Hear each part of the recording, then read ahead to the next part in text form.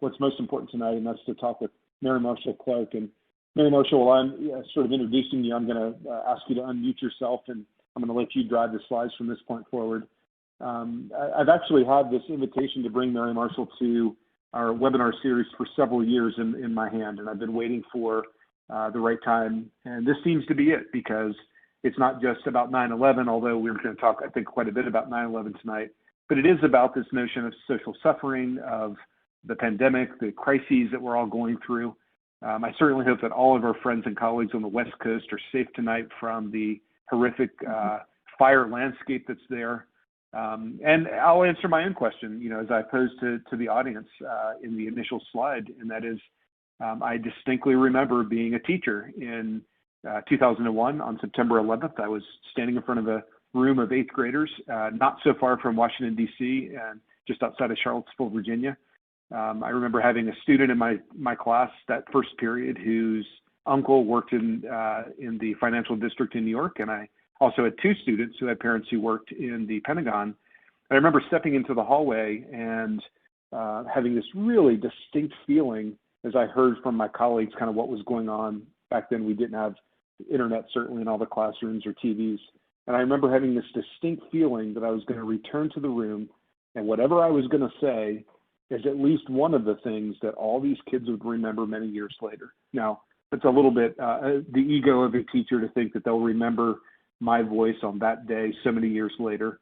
But I do remember being there to represent what was happening and being there to steward for them and to be a caretaker for them as they experienced this tragedy.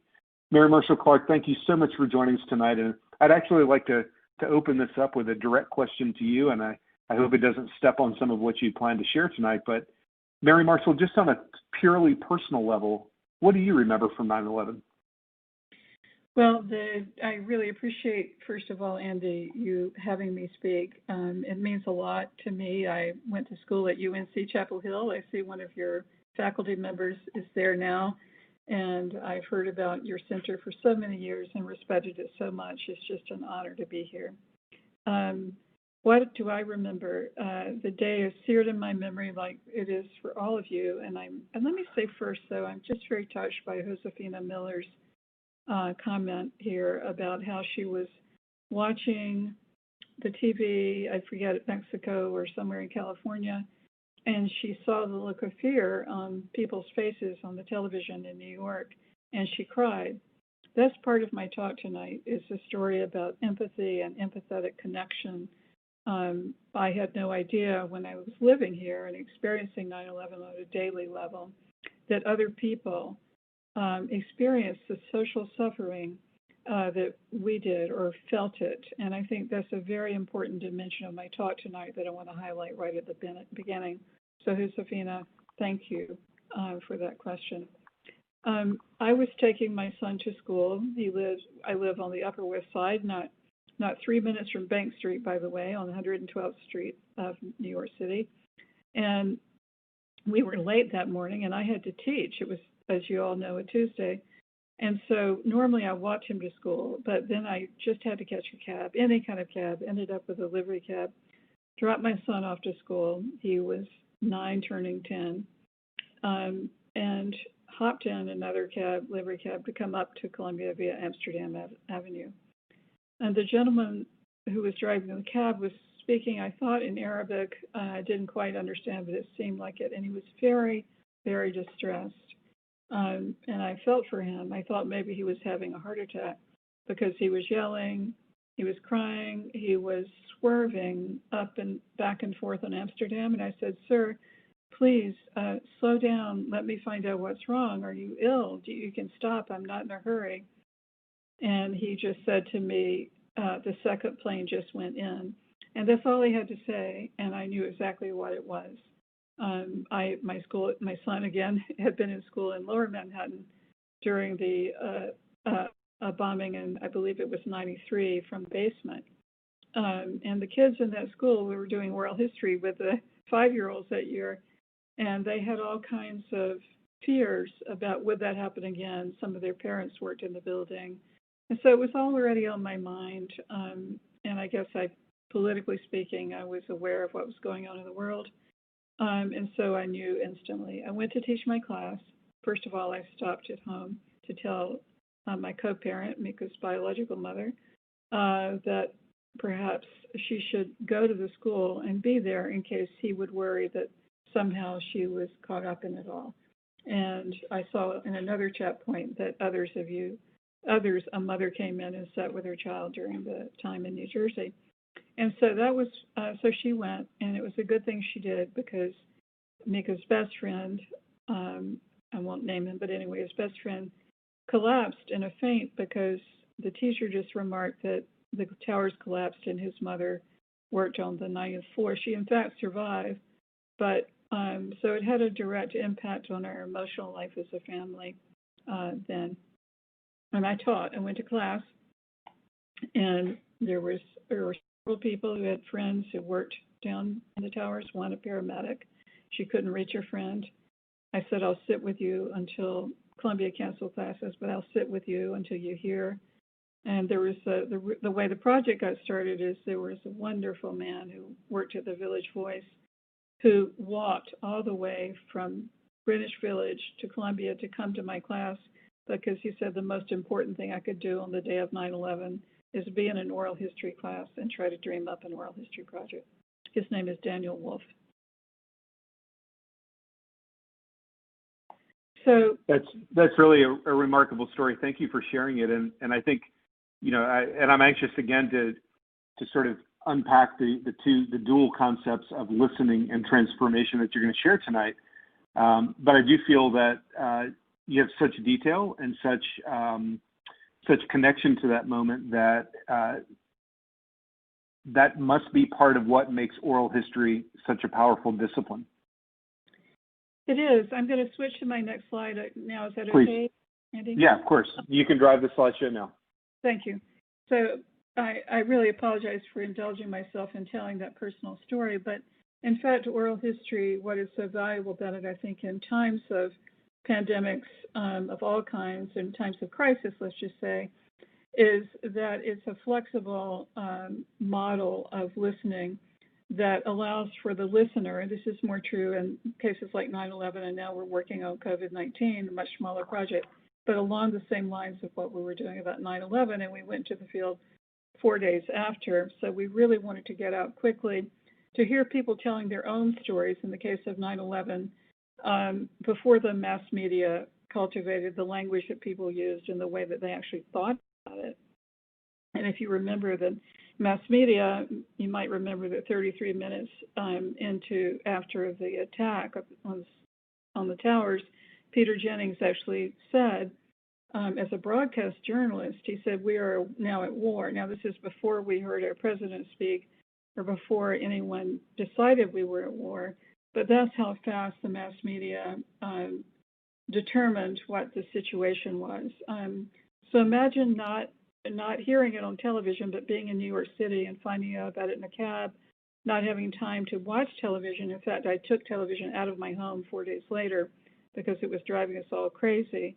And we decided to just live through it without watching any televised images, just to live our daily lives, just walk through it. And oral history is, in that sense, a very ordinary way of talking and listening to people. We want to hear those ordinary stories. We want to hear what classroom you were in. We want to hear why you were so scared. We want to know, does it still affect you, and if so, how?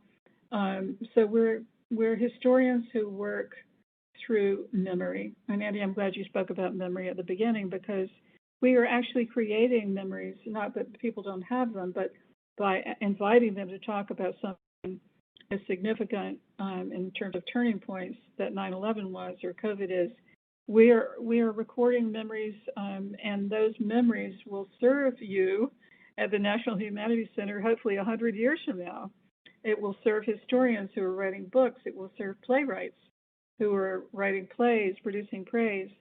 And so what is it? It's a dialogue that's situated not only in the past, but in the historical present.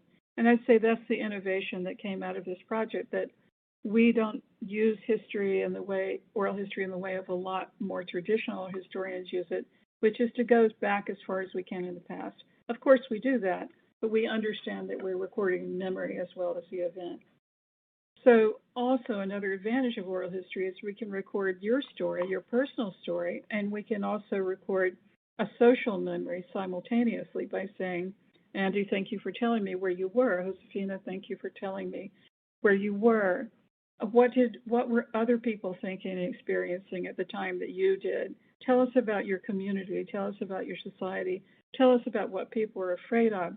So we've moved back and forth from the personal to the social and building a memory that people can use in the future. I thought to myself in the first few days, what would happen if we only had the New York Times headlines? Would we really have a complicated history, which was the case in New York City? So we see oral history as a form of social inquiry that operates on multiple levels: personal stories, social stories, your cultural and institutional identities across the dimensions of time, space, and memory. And it is really temporal in the sense that we probe people for what they think is going to happen in the future. We ask them, what did other people tell you about the past? Just to give you a good story, we interviewed a gentleman from Pakistan who happened to be in the second tower. He had had polio as a child, and so he had to navigate down about 90 floors with his cane. He was never so worried about himself, really. He was more worried about his son. He had been through a lot of war and trauma. He said, I know my son is going to have a lot of hatred in the aftermath because there was tremendous xenophobia right after 9/11. And I'm more worried about him. And the father and the son were both interviewed. And so the son told the story of how worried about he was about his father, the son. For the father, walking down the steps was not a big deal. He had been through a lot worse. He was worried about what would happen to his son. But in interviewing him, our wonderful interviewer said, we want to know how you became the person you are. We want to hear about your religion, your culture, your background, your politics. And he said, well, how much time do you have? And Jerry said, I have all day.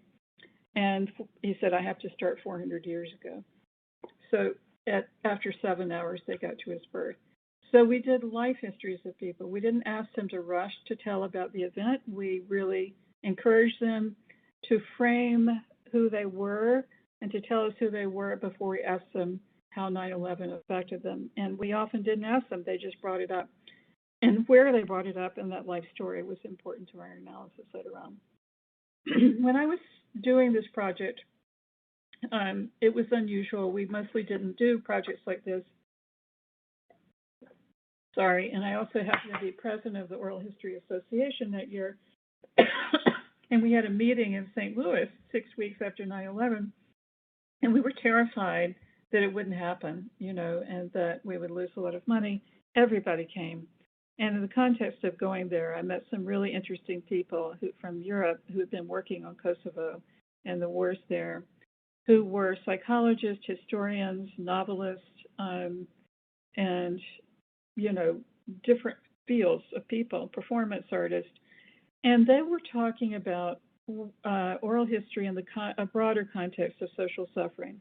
So we weren't thinking just about the event, but we were contextualizing what we were listening to through not just hearing stories of the event. We maybe only had 150 stories out of 700 of people who were downtown. We went through all the boroughs. We asked about a lot of other things like people's economic status and things like that.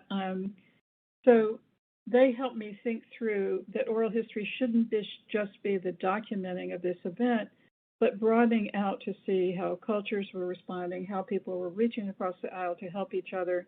What could we do in the schools? We ended up developing a whole program for 2 downtown schools in Chinatown in 8 classrooms that was taught in school. We worked with museums. And so we tried from the beginning to say, what is it we can do as oral historians to help alleviate or to help transform the trauma?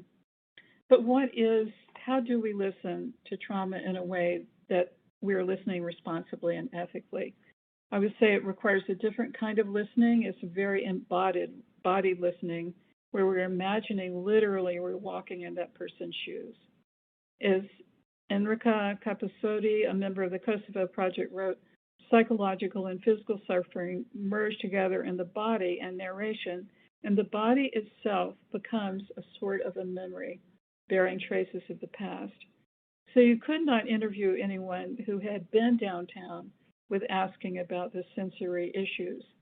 The senses were split by the force of the explosion and the mass trauma, so that some people only remembered what they heard, other people only remember what they saw, not hearing what sounded like a freight train, but just remembering the cloud of dust, seeing it or smelling it.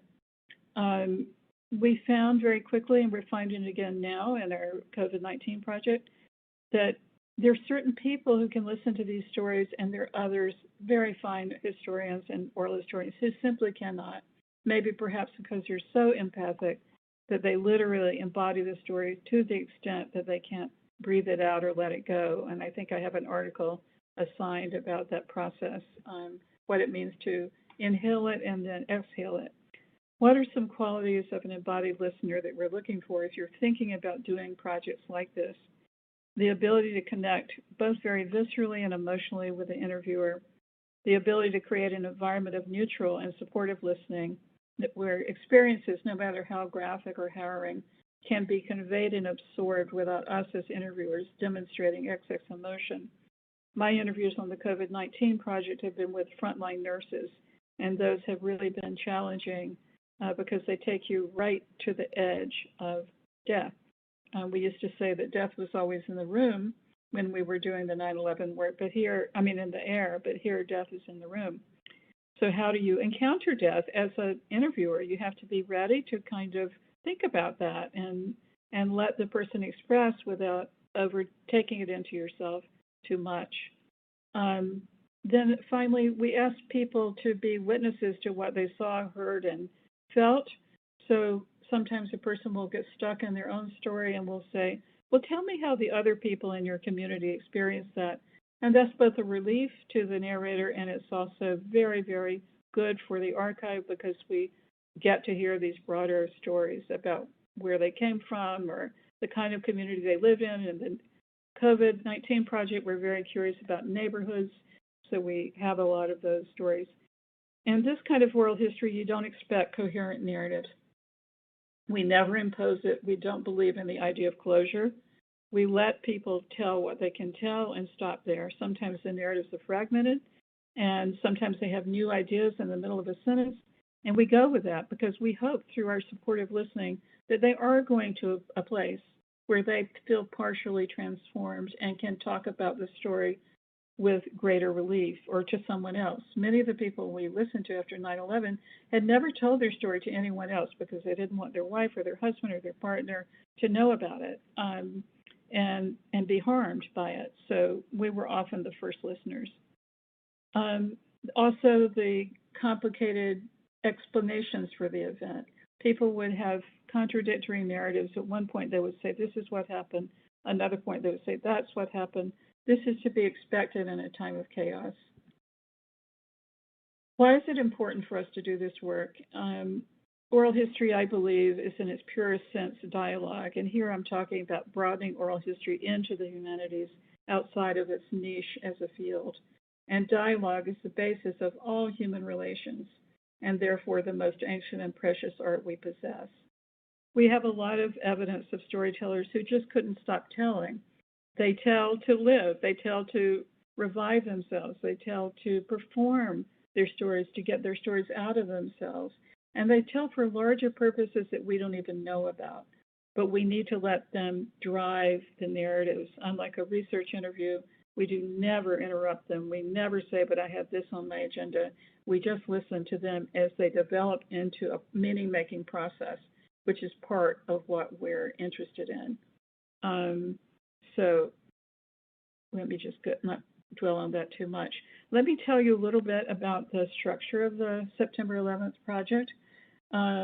We called it deliberately the oral we spelled out September 11th. I didn't want to go by the moniker of 9/11. It seemed like a created term. Chile had also had a 9/11, so we decided to spell out the number, and then we called it oral history narrative because, again, we wanted to emphasize to people that they were creating a narrative. We weren't creating a narrative.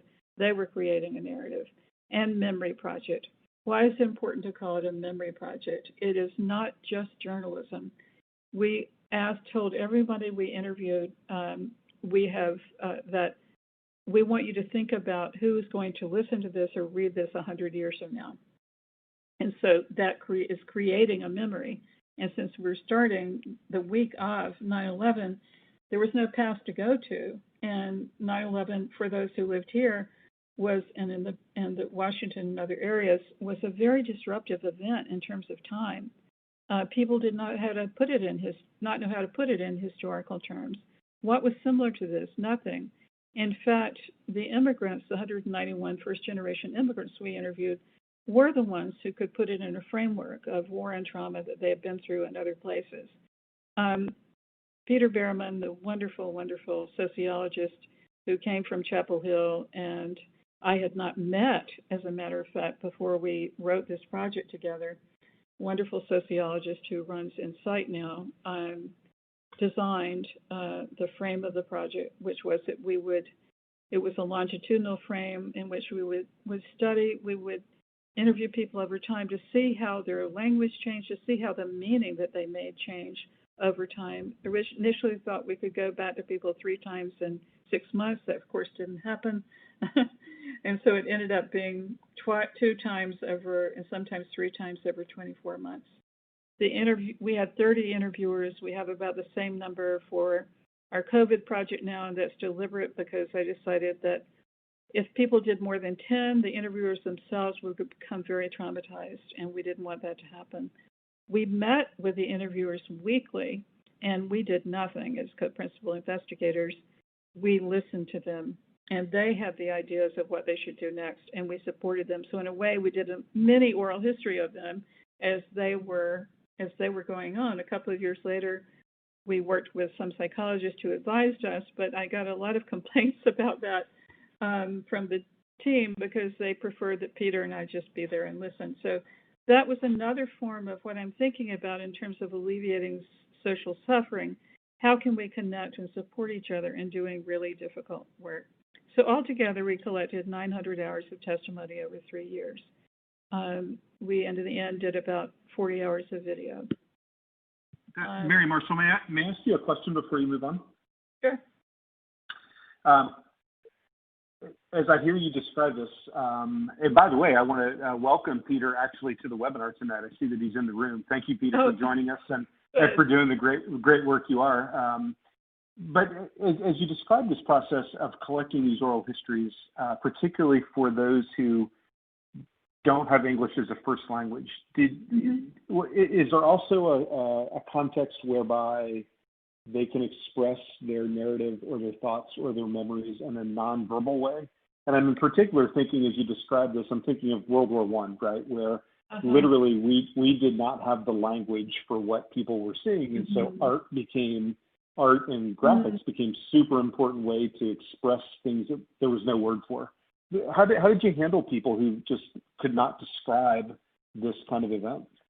I'm afraid we failed in the way that you're talking about it, which is so super interesting and important. We had money from the Rockefeller Foundation and other very generous places, NSF, Columbia, but Rockefeller in particular gave us money to hire interviewers who spoke the languages of the people we were interviewing. So we had interviews in different languages, and then we translated those languages into English for the most part. So that was our way of dealing with that. But thank you for that challenge. So yeah, absolutely. Thank you. I wanted to start out with an image I was ambivalent about. I'm ambivalent about the images of 9/11, so I'm grateful to Andy for challenging me and saying you have to have some images. Again, we didn't want in our thinking or in our work to assume that it was the kind of national event that it was broadcast as in New York City. But I thought this picture is kind of beautiful and haunting, and that's the kind of things we saw. This is more doctored than I would like, but we saw things from the ground up. That's a very important thing to remember. Most of you watching on television saw it from above, and I think that really makes a difference in how you perceive it and how we were perceived as New Yorkers. and this is another aerial view, but it just shows you, I wanted to convey the chaos of the first days without the flag banners and all of that, or victory, or, war language or war imagery, because it was hard for people to imagine how chaotic it was, that it was impossible to rescue people. They were dead. They found a few people. We actually have some amazing stories. We were interviewing iron workers at that time as they were celebrating their 100th anniversary, and they were called upon by the rescue workers and the firefighters to tell them which beams they could walk on that were safe to try to get into the rubble and rescue people. So we experienced it from the ground up, not from the air down. Mm-hmm. So that, I think, is an important distinction, because we were here and others, were more vulnerable to what the media told them, or showed them how to think.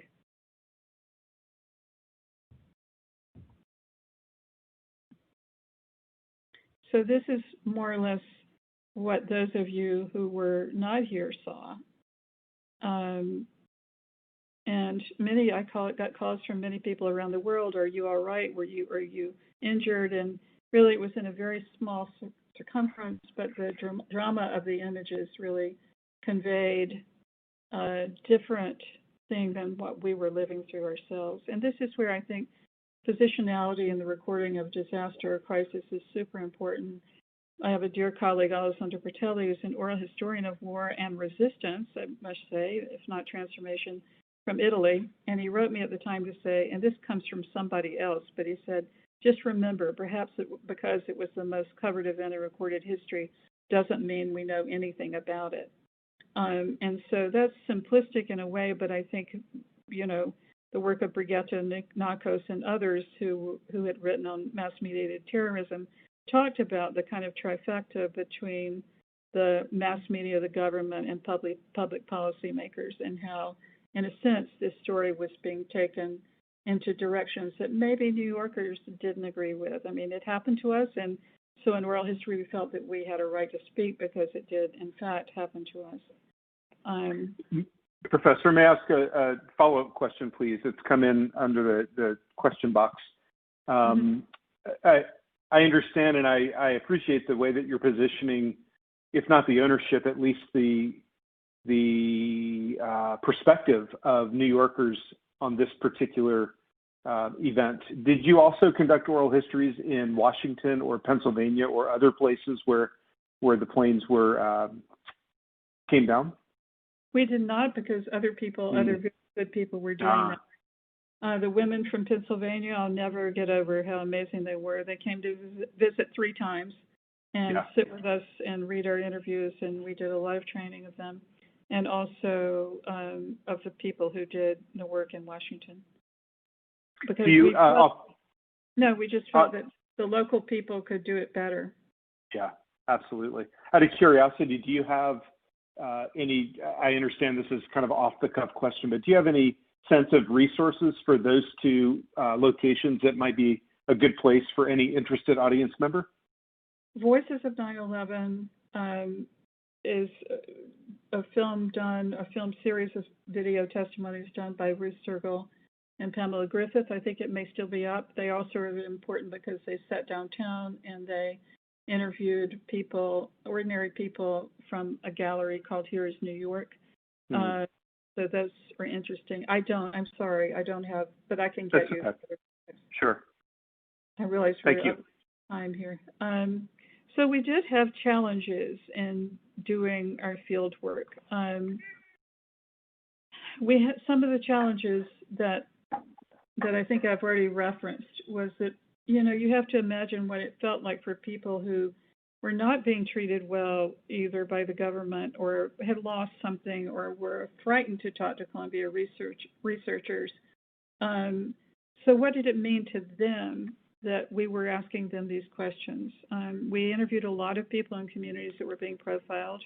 We interviewed about 70 Muslims, including many immigrants from profiled countries.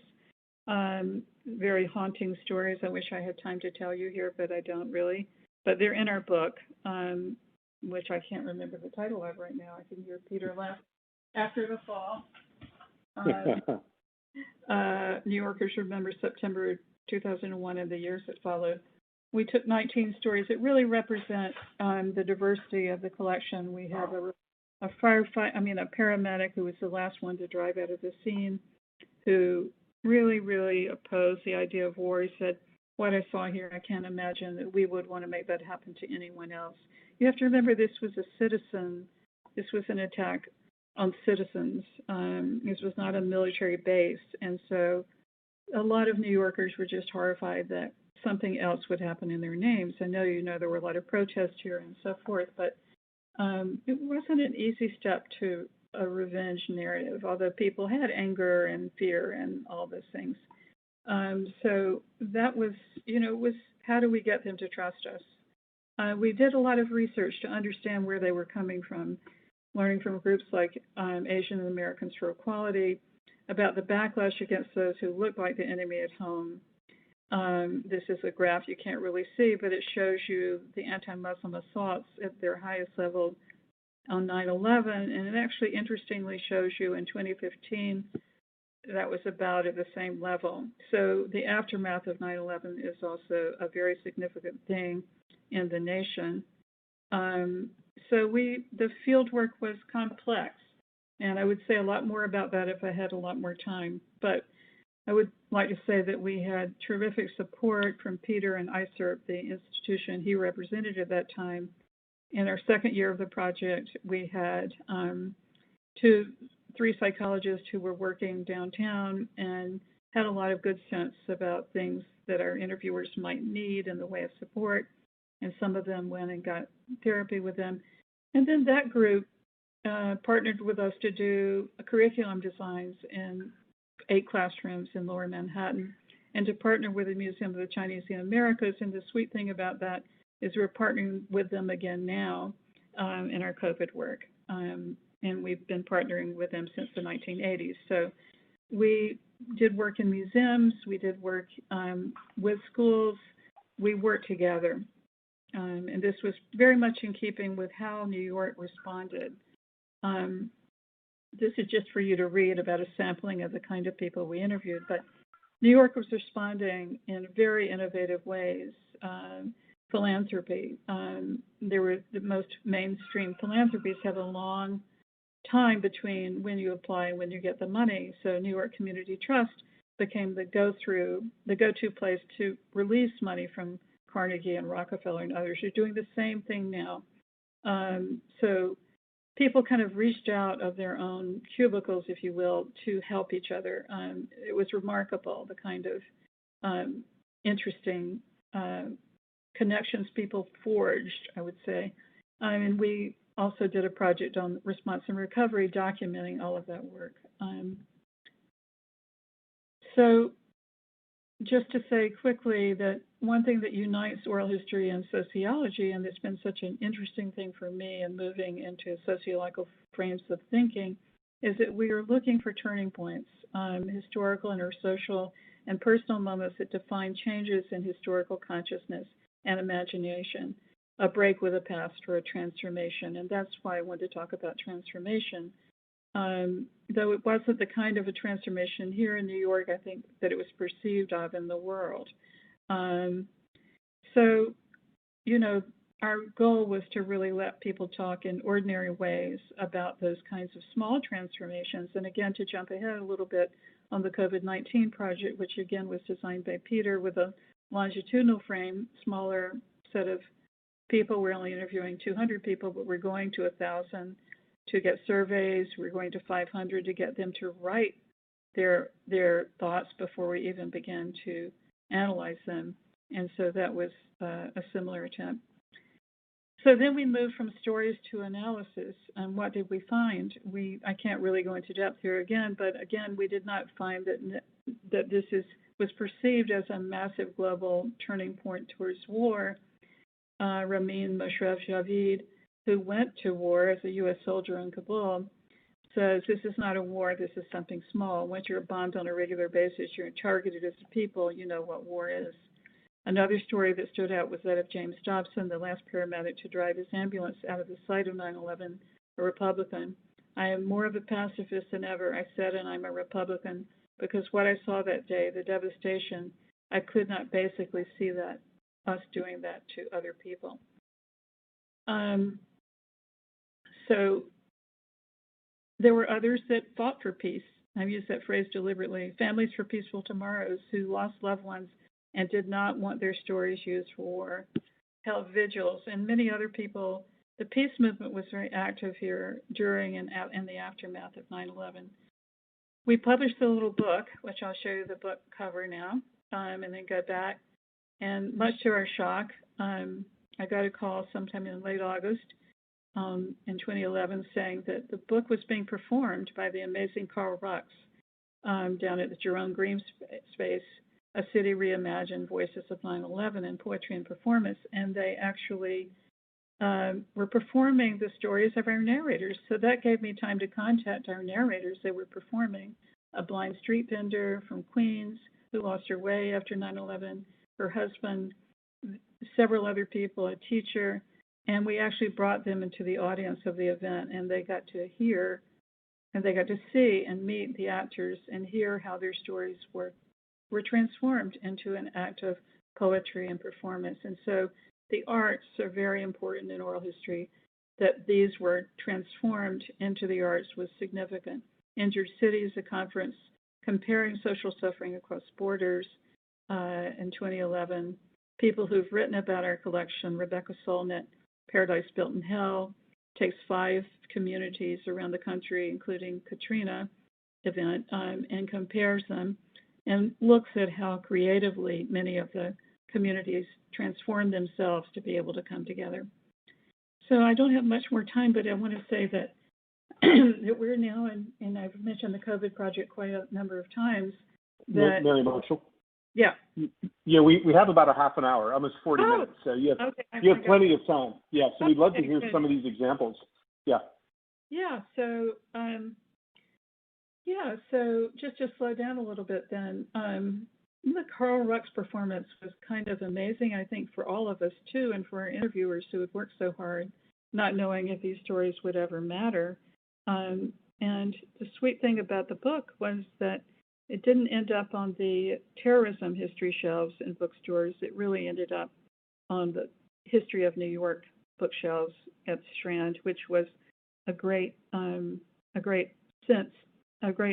moment for me, because in a sense the project was in part a history of New York City during the time of 9/11 and its aftermath.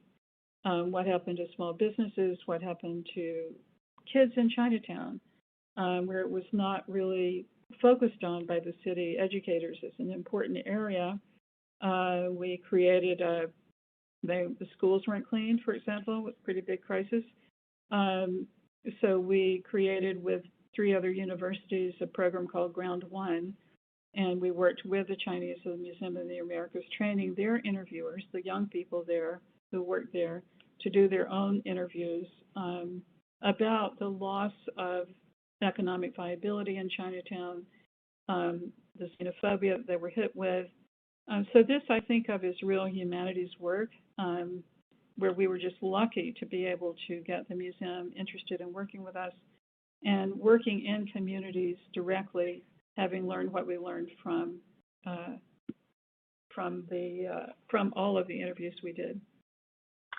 Before you move on to the COVID project, I wonder if we might slow down just a little bit and talk about some of the things that you mentioned with the 9/11 project that I'm particularly interested in. As you know, we have an audience of educators at all levels. We have university level educators like our good friend Ozal Valletta in Nashville. We have teachers at high school and even younger grades in our room tonight. When you imagine the work that you did as the interview, sort of overseeing this interview process, were there certain responsibilities that you really wanted your interviewers to keep in mind? I mean, you know, this is a pretty powerful superpower. You know, you are inviting someone's story, and now you're owning it. You're a steward, at least. as our teachers think about either introducing the words in an oral history to their students or having their students be an interviewer, what are some just basic deal breaker things that you would make sure that they did or didn't do? The biggest one is just don't talk. I Yeah. mean, the biggest one is, I must say, this is a different kind of interviewing than, again, some of our research projects. But even in our research projects, whenever you can be silent as an interviewer, you're actually giving a superpower back to the narrator. Mm-hmm. You're keeping the superpower. You're relinquishing the superpower. I spend a lot of time in my interviews giving my power away. But I will keep it. I will take the superpower back if I think that there's a question that's important to be asked, and not necessarily a question that's harmful to the person or shocking or salacious or anything like that, but just a theme that emerges that I want to hear more about. For example, people talked in the COVID project, and I think to some degree in 9/11, about the shame and the stigma they feel.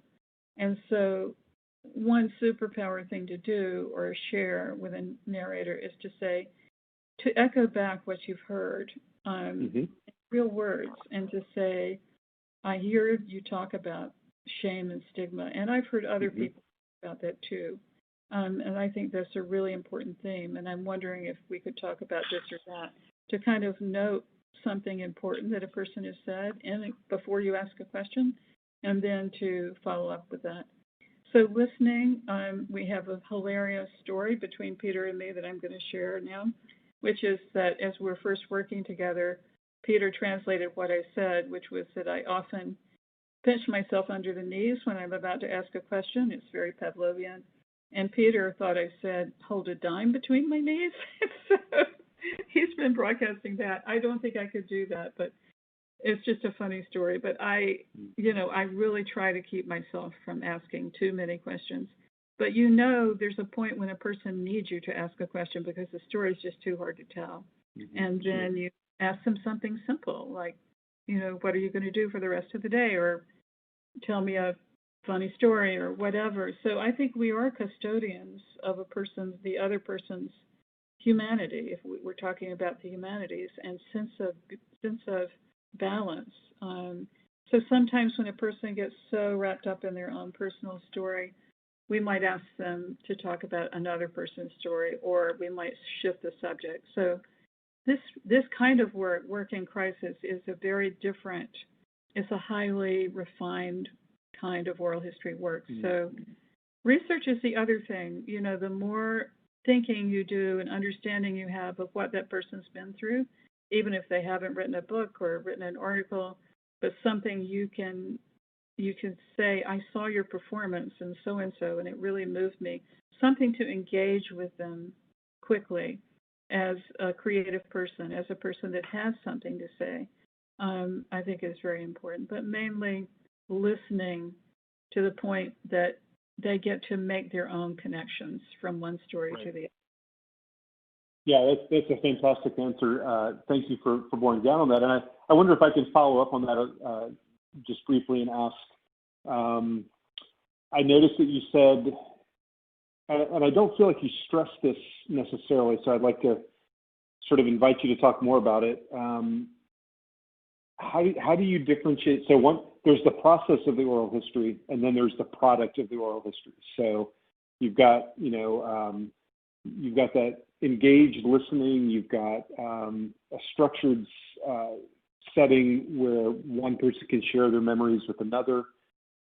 But then there's the record and the archive of the memories themselves, which are valuable. Their perspectives, they're extraordinarily important to be able to share and to read and to hear. But they're not necessarily history either. And it sounded to me like you made a decision to release things like accuracy or fact-checking, or how do you handle, if you were using this with students, how do you help them understand that you're not reading a facsimile of what happened, you're reading a perspective of what happened? So what we have then are interpretations of history. Right. And we all do that as a normal part of our thinking and work. So historians are not writing about facts. They're writing about their interpretations of facts. If we know that something is, hits us wrong, we know the data is wrong, it's usually a mistake. And I have gotten to the point that I will say, if the person to me feels like capable of hearing it, oh, I think it actually happened on so and so, or we might put that in a footnote. So we don't swing between subjectivity and objectivity as if this objectivity is a thing. You know, we do hope to gather historical narratives. We ask so many detailed questions that it would be extremely hard for somebody to obfuscate, to make up a fable, because we have done a lot of research. We know what happened where. We've studied 9/11 to the extent it's possible, humanly possible. And so it's very rare that people will deliberately lie to us for more than about 5 minutes, then they just might end the interview. And for the rest of it, you know, it's interesting how people misremember. So I don't see it as simply memories, but also historical interpretations of experiences. Sure. Yeah, that's a great way to. Actually, there's a question that's come in as well from Eugenia Zavaleta, who is a grad student who worked with us this past summer. Works at Vanderbilt, and she asks the following question: how do you manage your emotions and the ones of those who you interview when they remember and tell these traumatic experiences? For example, she's navigated this with co-combatants from guerrillas in El Salvador and women who are survivors of domestic violence. But she'd like to know from you your perspective on how you navigate these emotions and how you can bring that narrator back to the story, or maybe you decide to stop the interview. No, I don't stop interviews unless a person is really broken down and needs to stop, and I'll ask them if they need to stop. I mean, I think it's part of our responsibility as oral historians, especially doing this kind of work, to measure how much we can do and to accept the challenge of holding another person's emotion at least for 90 minutes. It's not, we shouldn't be doing that beyond 90 minutes.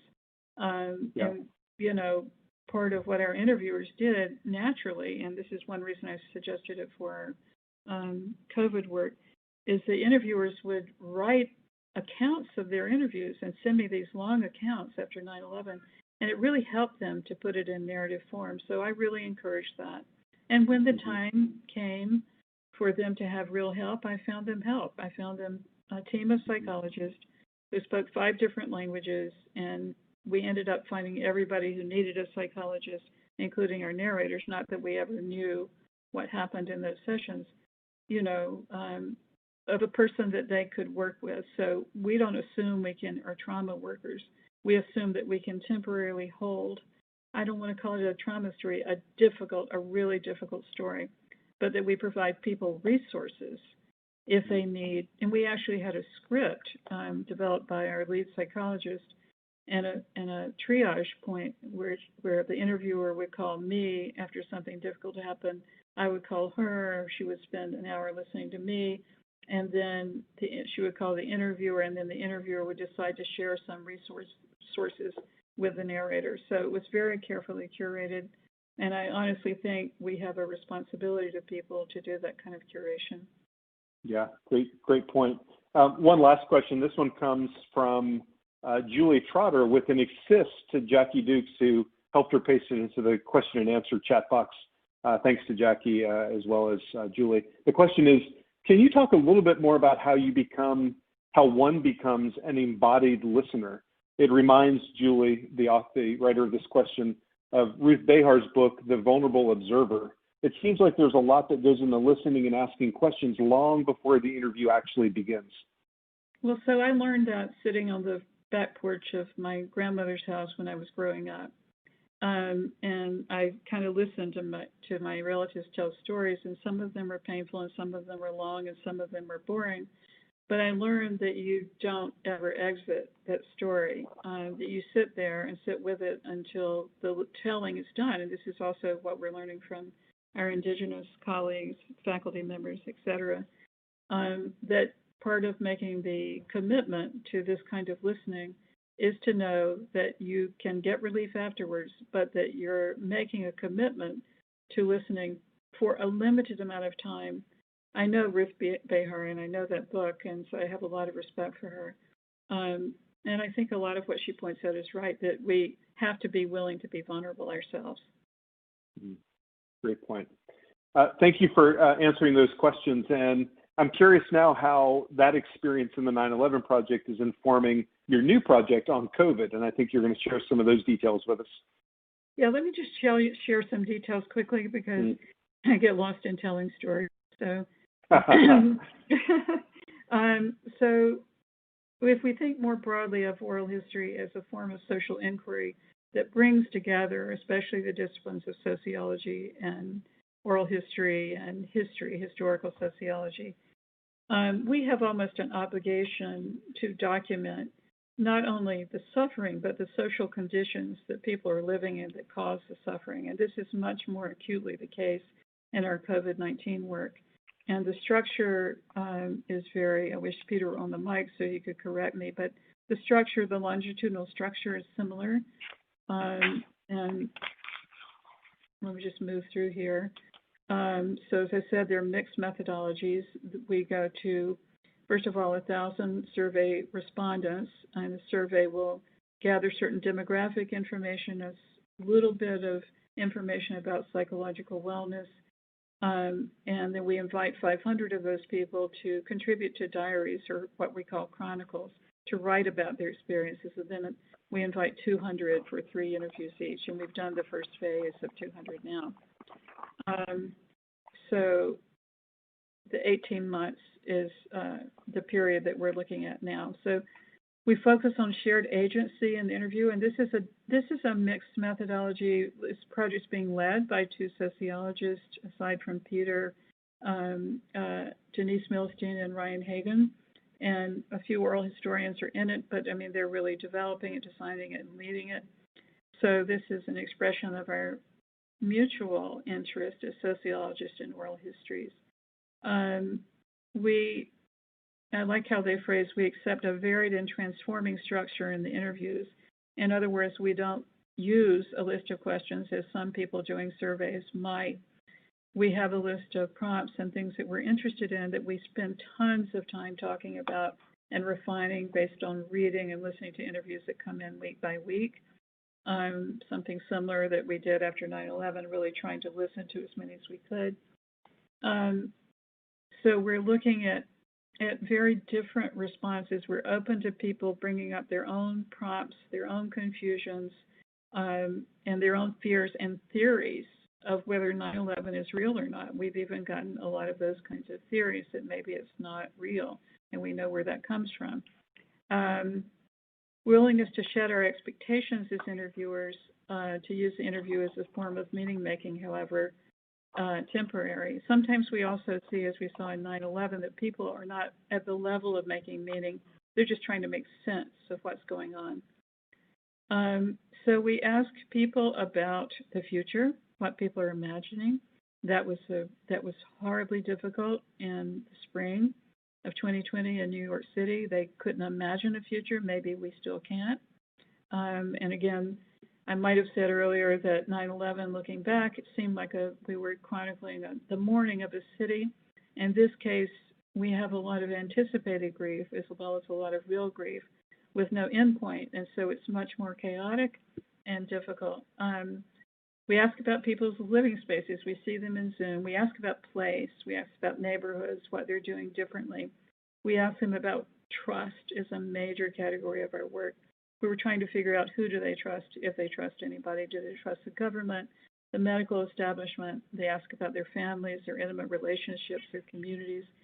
But trust is a major, major theme because we're hoping to use these interviews. The sociologists will use these interviews to try to understand how we should change public policy. This is a word cloud that came up somewhere in May. You see people, works, homes, mask.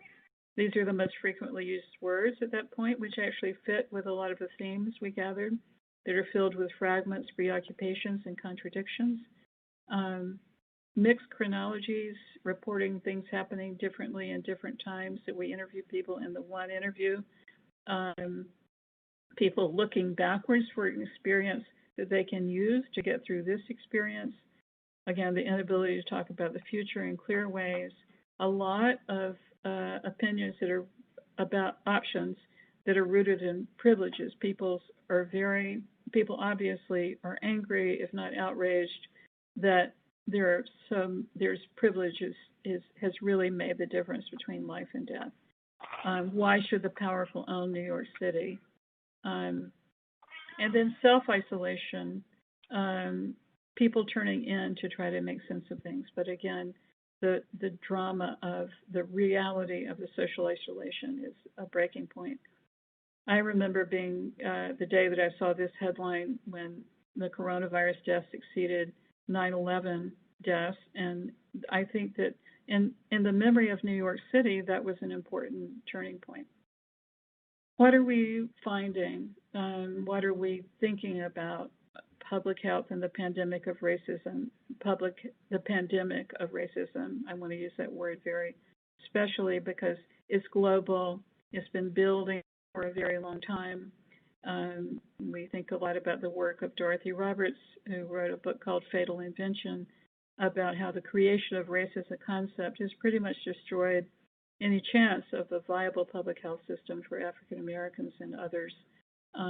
She's a person we had speak at one of our summer institutes 2 or 3 years ago, and she's a great inspiration to me. And then we have the social movement. We have social suffering, different. That's why part of why I'm using the terms. We have May 25th, 2020, another date just as important as the other dates we're looking at, and the murder of George Floyd and the revolution about social transformation that came out of that murder and that's spilling into our interviews in all kinds of ways. So that's what I mean by connecting, intersecting pandemics, that you can't, as social scientists, we can't go into the field and ignore that things are happening, that people are coming out of their self-protected apartments and going to the streets to protest.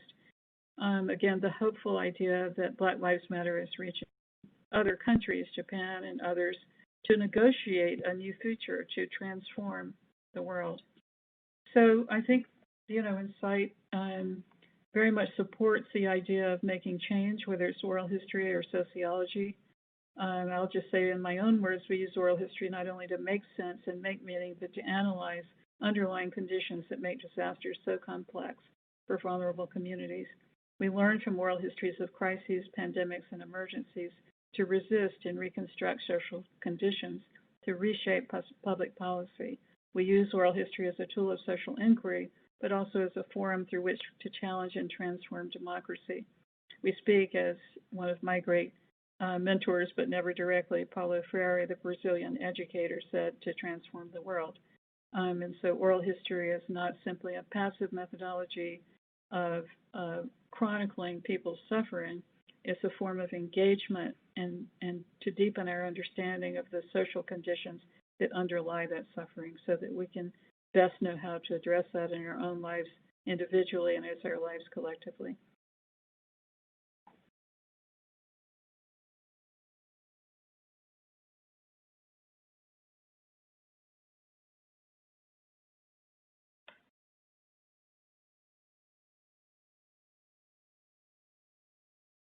You still there, Andy?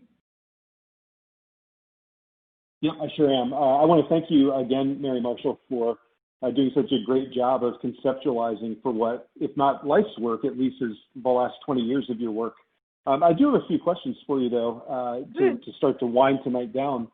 And I'm really curious, and I'm gonna phrase this in a way that maybe rephrases a question submitted by Allie McKersey again. She's at Bank Street School for Children, just down the street from you.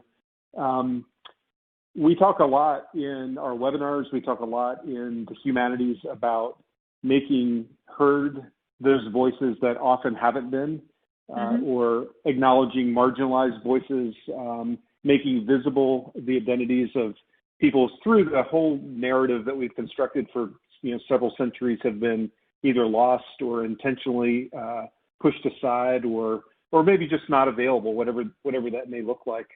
Is it your feeling by what you've shared tonight that oral histories can actually elevate those voices in a way that is democratic and fair and equitable?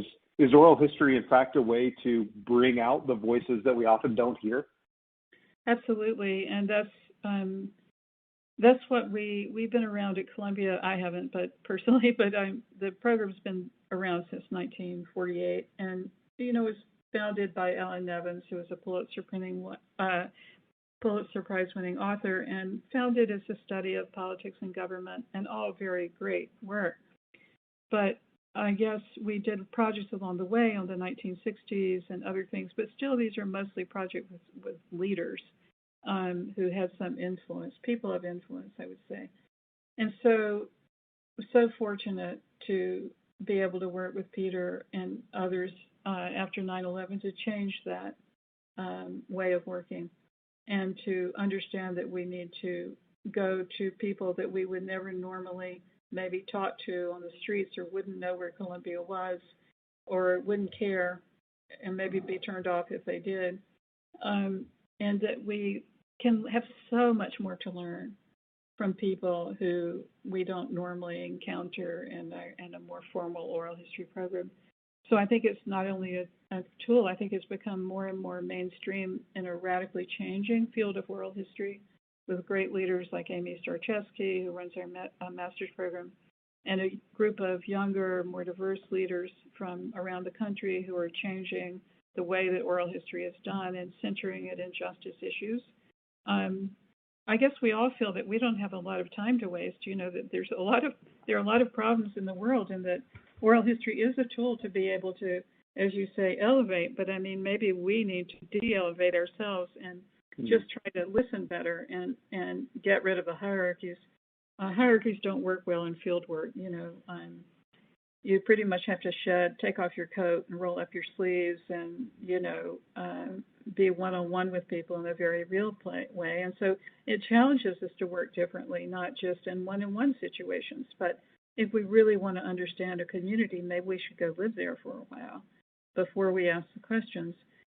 Just a 9/11 case in point, our interviewers who worked specifically in mosque, thinking of Jerry Alvarelli and all the great work he did, he just pretty much went and stayed there for 30 or 40 days and taught educational programs and got to be friends with kids, and then the parents liked him. And so the kind of deep involvement that anthropologists often use, I think we're going to have to see more and more of that in oral history, and, shed our Ivy League skins, and, really try to enter communities, as I was fond of saying after 9/11, at an eye level, not from above.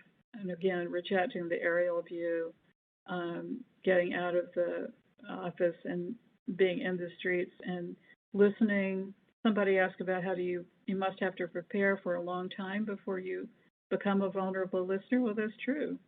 You have to read and watch movies and understand what vulnerability means, and you have to, as Paulo Freire would say, begin with people who felt powerless, and listen to their stories and let them develop their own language and way of telling it. We have a lot to learn, and I think we're headed in a good direction.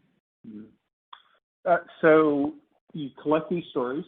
You're now an educator again at any level, whether it's undergraduate at Columbia or UNC Chapel Hill or high school in Los Angeles, and you have access to these now. In your experience, is it any more or less valuable to interact with these stories by text or by audio? When you share a story, what in your experience is the best way for someone to interact with that? Turn off all the lights.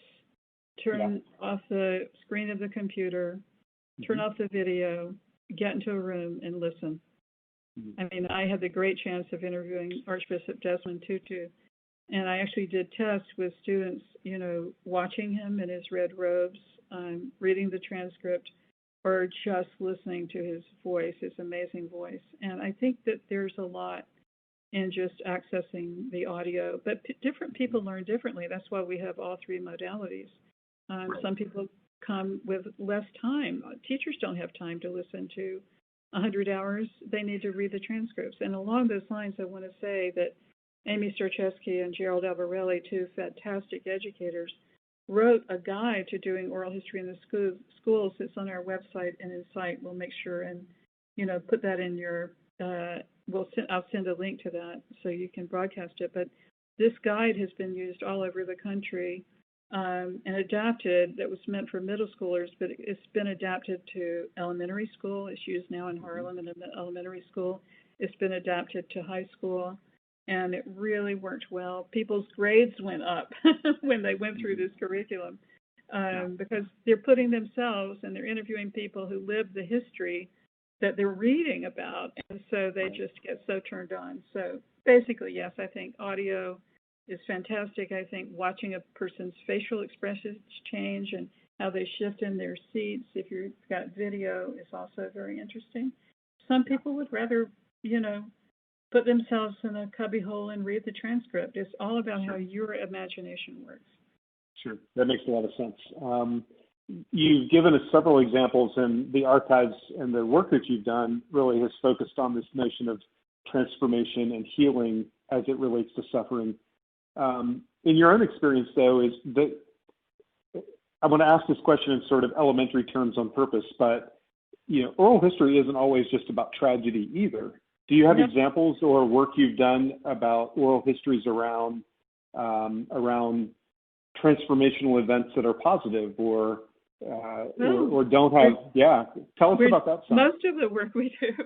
Well, right now we have the great honor and privilege of recording the history of President Barack Obama's administration, and we're in the first.